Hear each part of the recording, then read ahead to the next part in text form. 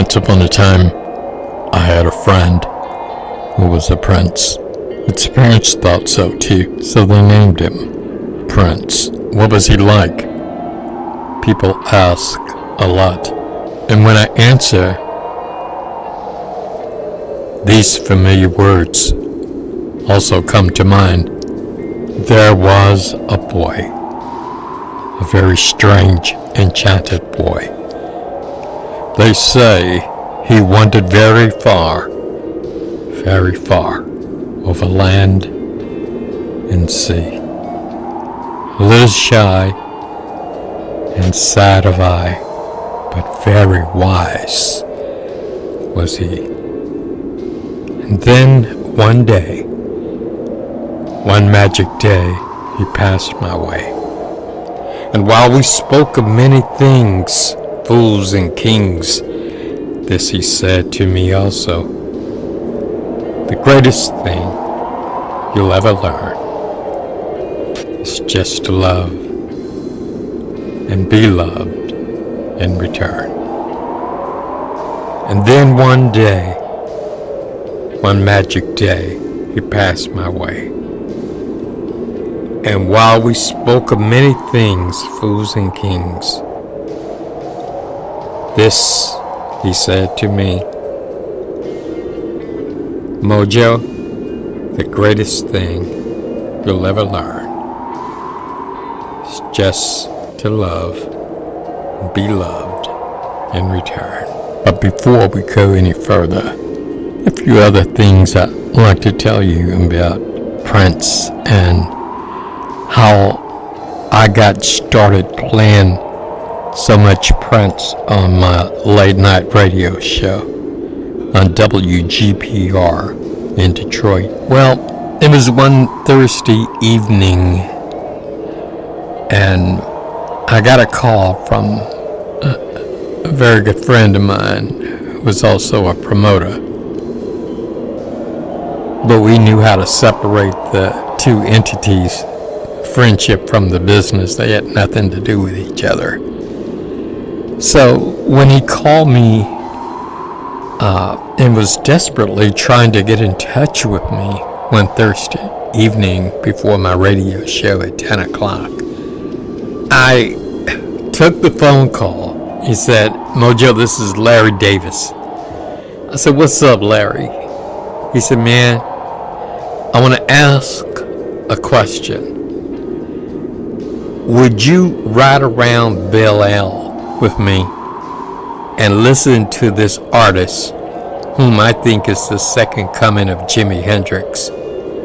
He kind of already knew my affinity for Jimi Hendrix, but not even my affinity for Jimi Hendrix would allow me to get caught with a record promoter riding around Belle Isle for any reason, and to get hemmed up in an automobile listening to some music that he thought was important.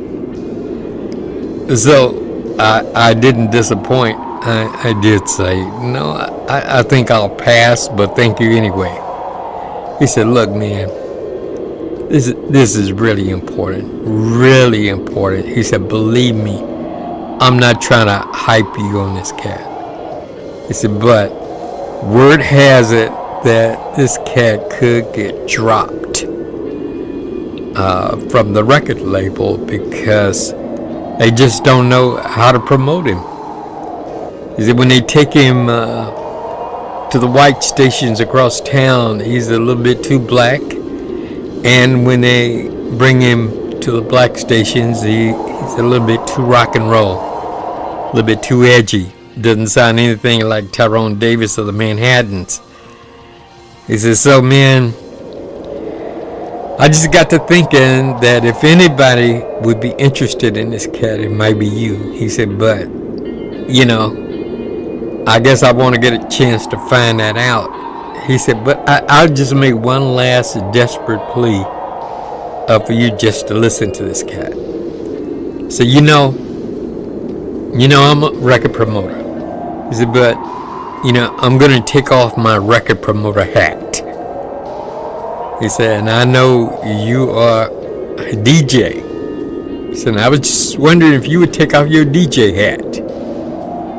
He said, man, because this brother that I'm talking about is so talented, so awesome, so extraordinary, so unlike anybody else that's ever existed in the music industry. And he said, if there ever were a second coming of Jimi Hendrix, it would be this cat. So that got my attention again. So he said, I tell you what, I just want you to put on your brother cap, and I'll put on my brother cap. So from one brother to another brother, we should see if we could save this brother from getting dropped from this record company.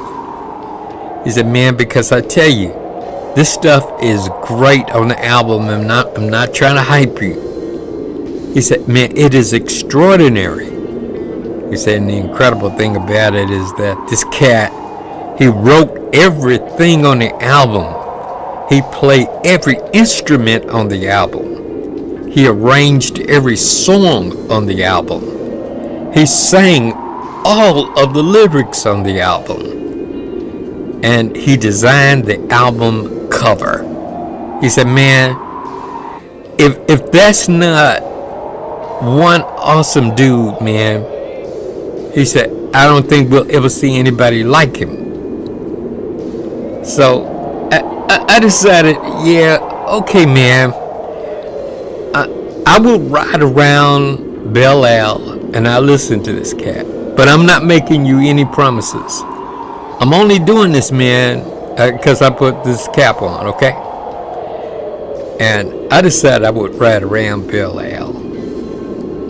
And guess what? I said, you know, when I ride around Belle Isle, I'm not going to show any expression. I'm not going to make any gesture as to whether I like this stuff or don't like it or whatever.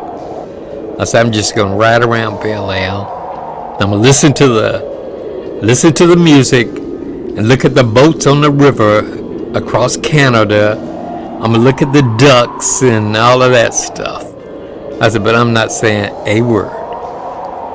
So I got in the car and we got to Belle Isle. He started blasting this music. And first song was Bambi, which literally blew my mind. And then we went to Why You Want to Treat Me So Bad. I just could not believe how incredible, I could not believe how incredible this music was. And then he dropped down to Still Waiting. And you know what? At that point, I didn't say a word, but I could not wait to get to the radio station and for my show to come on at 10 o'clock that night. When we got back to the radio station, he said, well, man, I did my best. He said, I got a feeling this cat is going to get dropped. It's because I couldn't get a feeling as to whether you liked the stuff or not. You kind of like didn't show any expression. And inside, I kind of smiled. And he said, but, you know, if the cat does get dropped, man, it's not because I didn't do everything in my power. He said, and I got 3 or 4 albums here, man. There's no reason for me to keep them. So, you know, maybe you could give them away to some listeners as soon as you get on the radio. And I said, yeah, I could do that, man. And he mentioned a cat might get dropped again. But, you know, I said, yeah, he might get dropped.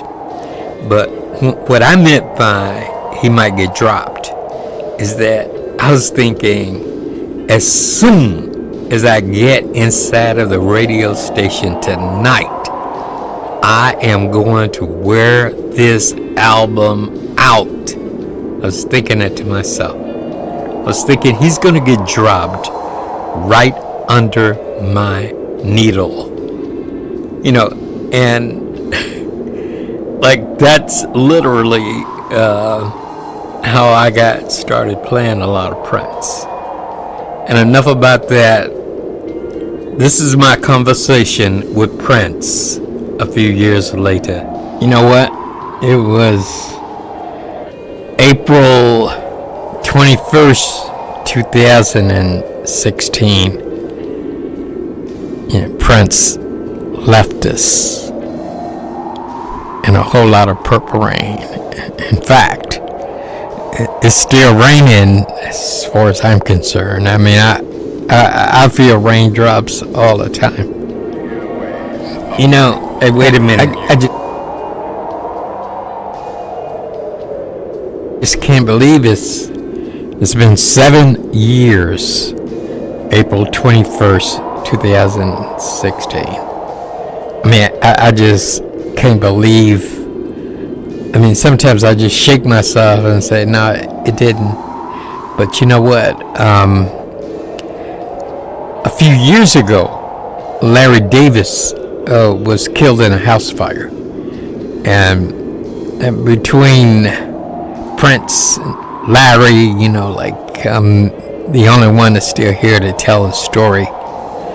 So I kind of like really wanted to lay this track down to let you know how everything went down and how it all got started.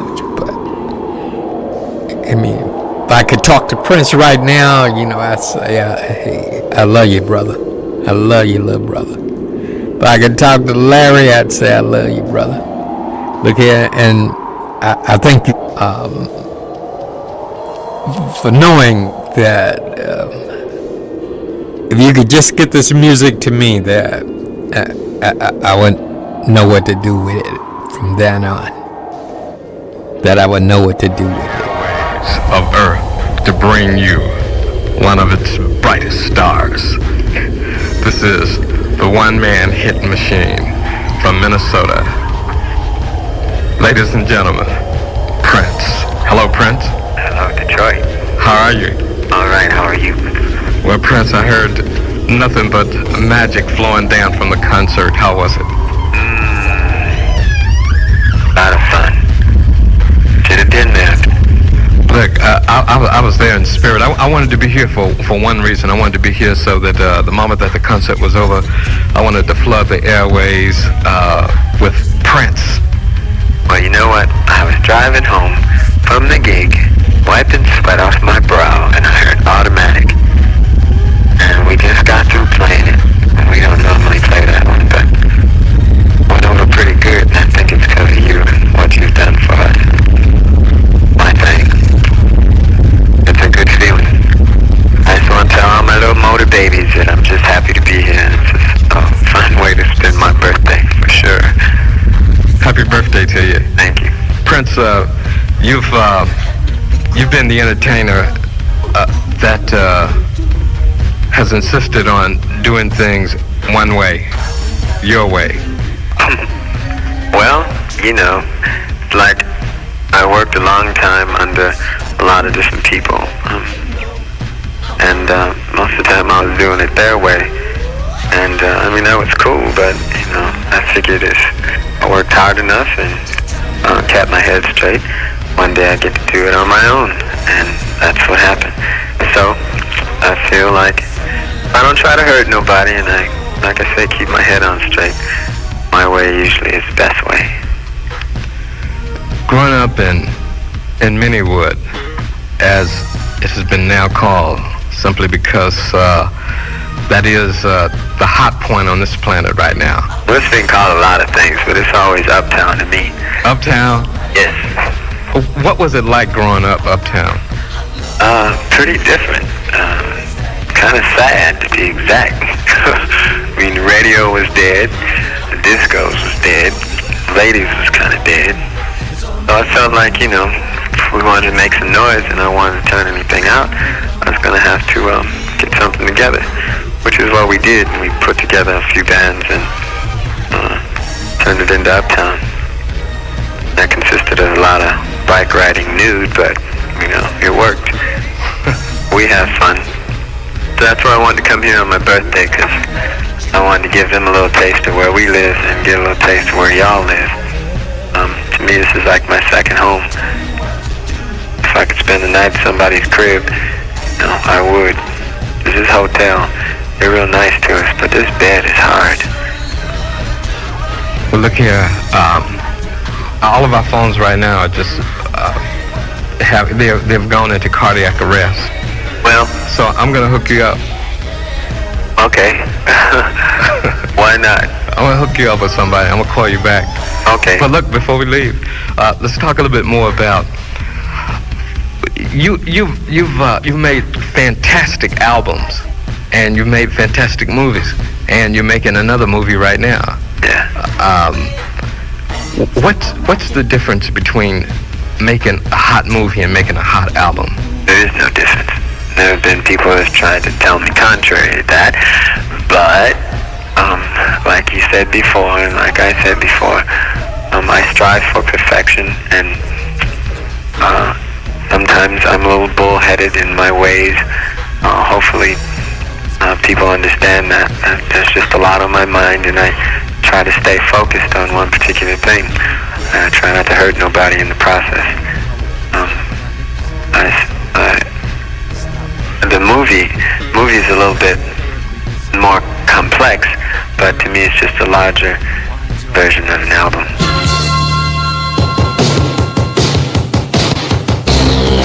You're listening to Electrifying Mojo, Rare Moments. If you like this video, hit the like button. If you wish to subscribe, hit the subscription button. If you like this video, hit the like button. If you wish to subscribe, hit the subscription button. If you wish to subscribe, hit the subscription button.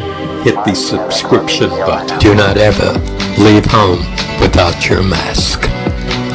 Do not ever cook food for you or anyone else without your mask. Do not serve food without